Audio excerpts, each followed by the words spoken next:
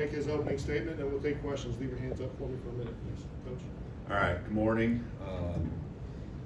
We've had two losses now, and trying to find those complete games and as a team.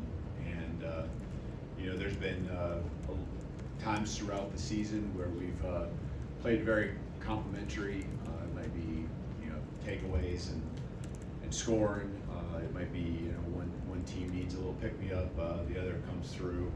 But when the losses happen, those things get amplified.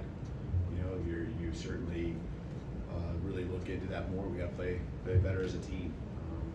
It's what great teams do. And so we haven't been our best in those two games in particular. I know there's other times we can always look and know we got to improve, but can't have the mistakes, can't have the penalties. Got to have better execution. All those things that put you behind the eight ball. Throughout the course of the game. Here in the SEC, there's such a fine line, obviously, between winning and losing. And that's how you get beat. And so, that's on all of us. It starts with me just continuing to set the standard. That will lead to high performance. And I know that it just comes down to competing, being solution oriented every day.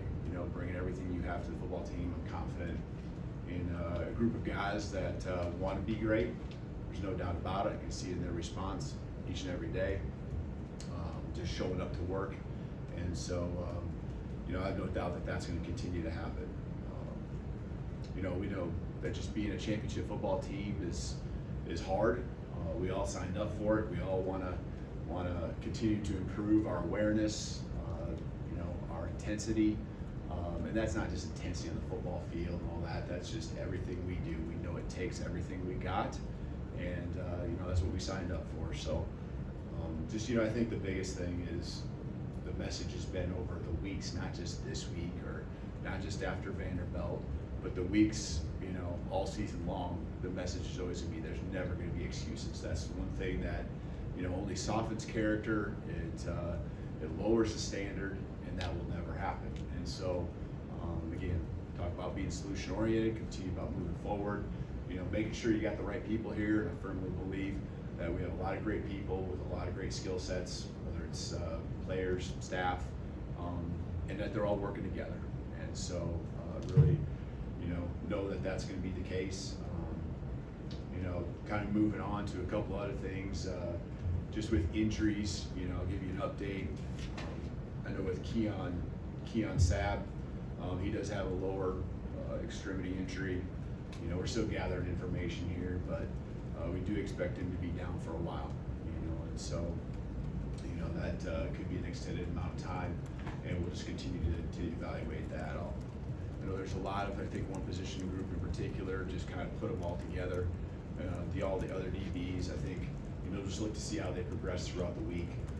A lot of similarities between just kind of the level of the injuries that they all have, and right now I'd be expecting them all to be able to play on Saturday, so be ready to go. When it comes to Missouri, just Coach Drinkwitz, especially over the last 2 years, but I know it takes time for him to build to this, has done a great job. Great football coach, just as far as how he's developing guys and bringing the right people into his program. Got some transfers that have added to a solid group of returning starters, 17-3 over the last 2 years. Just a resilient group, won some close games, and so we got another great task at hand, as they're always going to be in the SEC, and our guys are looking forward to challenging. This week's going to be one where we get back to work and want to bring a homecoming win back home for all our fans, all our alumni. Thank you, Coach. Let's start with Charlie Potter here on the right. Yeah, Coach, just with Jalen, is he dealing with anything from an injury standpoint, maybe banged up a little bit? And if not, what do you do to kind of build his confidence up after the last 2 weeks? Sure. Yeah, I think at this point in the year, I don't think there's many guys that play a lot of snaps who don't have something, and just working through it. But he's more than capable, and as he goes through the week, you're just ready to play on Saturday. So there's nothing that's going to be holding him back from going out there and being able to help us get a win. Confident of that. Dan, right side, Kirk. Kirk, right there. Coach, I know the head coach is responsible for everything, but I wonder if some coaches take exclusive, responsibility for things like play calling, for instance, or substitutions, or clock management. I wonder what sort of things you are, besides your veto power, anything that are exclusive to you? Yeah, I think all those things you mentioned are part of the job responsibility and how I look at it, and take all those things seriously. And so every element of the program, it's always things that I'm going to discuss if it involves other people, which usually it does, and go to those people. Making sure our coaching staff is always aligned on the same page, whether it is the play calling, whether it is the situational piece, off the field, recruiting efforts, making sure everything's always aligned. And so, evaluating, I'll tell you this, a lot of times there's situations that do come up that really work out for you. And, you think about many times where, in the past with different teams and all of that, maybe it's not the decision you would have made as far as that particular call, but there's a lot of good calls that you can make that all work. And so what happens is you got to make sure that the guys are prepared, that they're confident, and they going out and execute what it is that you've been working on. So, I have full confidence in who we have, and my job is to continue to guide them, give them, my perspective, be there in the moment in the games, to continue to make sure we're sticking to the plan that we worked on, the plan that was created, the ones that the guys have practiced, and just making sure we're staying the course, in that moment, and then also staying the course as we continue to develop our players over the course of the years, and their careers. Let's go to Chase, far left. I wanted to ask you about the personal foul against Kendrick Law at the end of the game to set up the 4th and 22. What was I don't think you got asked about that on Saturday. What was your message to him after the game on that? Yeah, the message continues to be right with the team. It's not just one. It's we gotta learn from those moments. Those moments are big, and our choices, our decisions, our words, our actions. All of those things. They have to be focused on what's best for our team. And obviously, in that moment, we're fighting to try to find a way to win, and it's a big moment. So, we got to make sure we, of course, address them, but we got to, we can't continue to have the mistakes, and that those are particular that we can control. Some things you just can't control, the things that happen to you, the way the ball bounces, and all of those things. So, I think just everything in general, it starts with our thoughts. We got to make sure other people's thoughts don't become ours, and we got to make sure that if someone's talking to us, we gotta learn to walk the other way, and be more emotionally disciplined in every facet, not just the high aggression type things, but also just when the momentum swings and things like that happen in the game. Be able to trust in your preparation, trust in what you're doing. But we got to be better. We got to be better there. And obviously, that's an important part of what great teams do, is be great in those times. Second row left, Tony. Obviously, if Keon's going to be out for any time, you're going to need Bray Hubbard to step up. Just what have you seen from him, and how much has he grown in this season?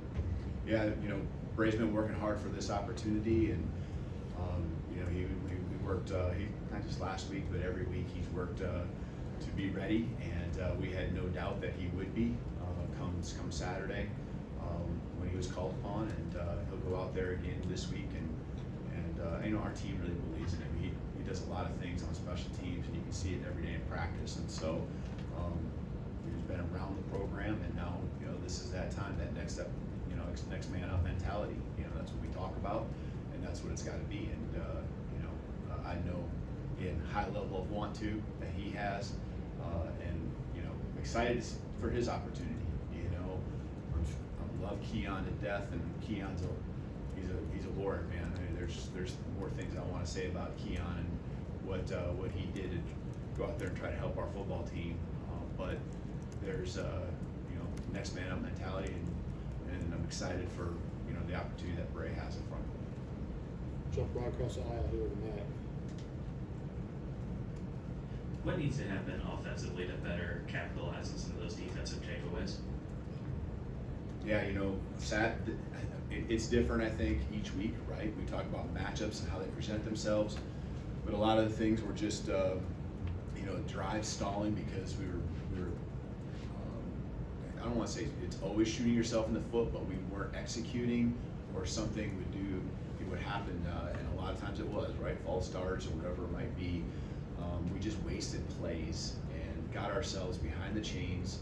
Weren't able to have our full offense available on every play, and you know, we were good at that early in the season, and we got to get back to you know, taking advantage of those opportunities, playing off the defense, and those momentum swings, you know, keeping them on our side when those times come. So credit the defense now. A couple weeks in a row, they've got the ball loose, or they've made some interceptions, and again, we got to play team football and make those opportunities really pay off.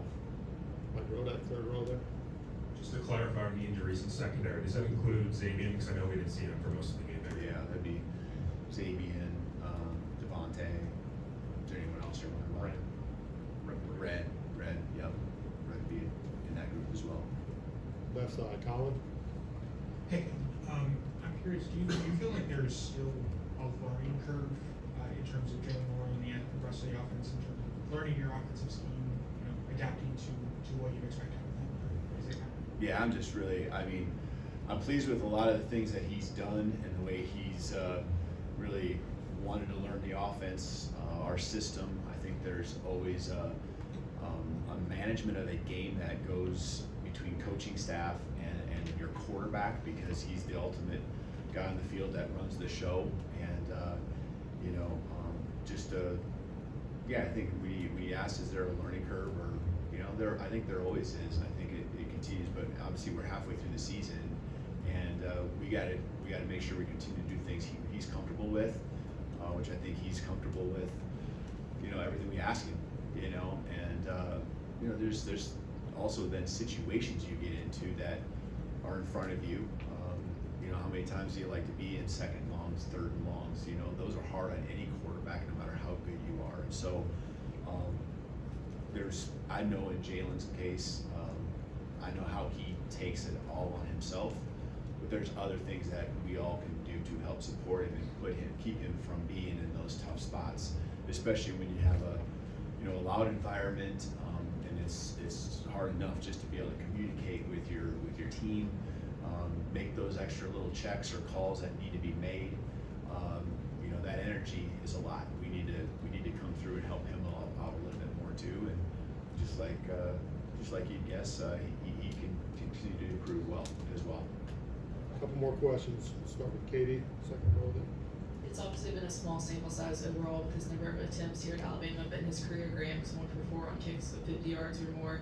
And we've seen Connor handle the kickoffs this year. Has there been any consideration of Connor maybe doing longer kicks, or is Graham kind of the guy y'all are sticking with for all footballs? Yeah, I have a lot of confidence in Connor. I've really seen Connor in practice continue to really be more consistent than I remember in the spring. And you know, I think we were right on the edge of what Graham was capable of. I felt that.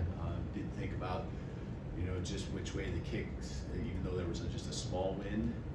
Looking for that little bit, I knew it would be close.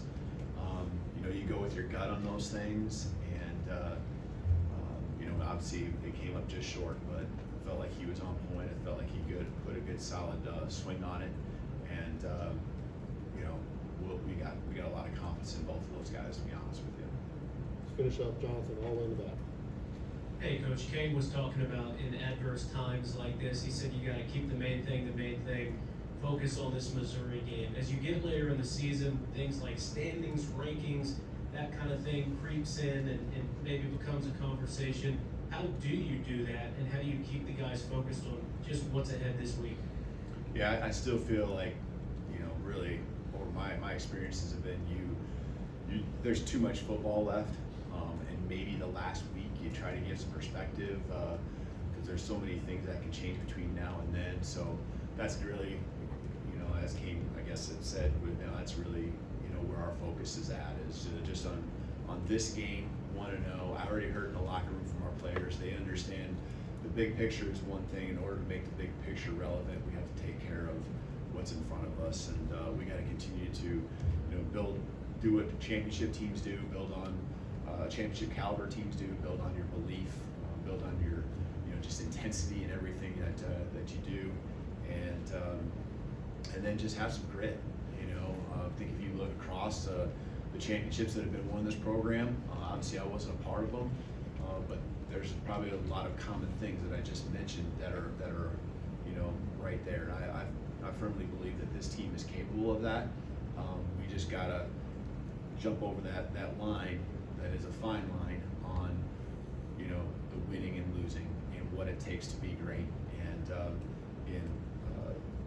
we have the people here that are gonna work hard to do everything they can within their means to make that happen. So I'm excited to get back to work. We knew this wasn't gonna be easy.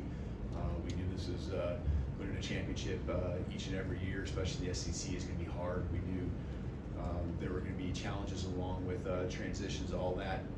No excuses. You know, we gotta continue to move forward. We gotta continue to build. And you know, that's what this week is all about, is taking that next step. Thank you, Coach. Roll Tide.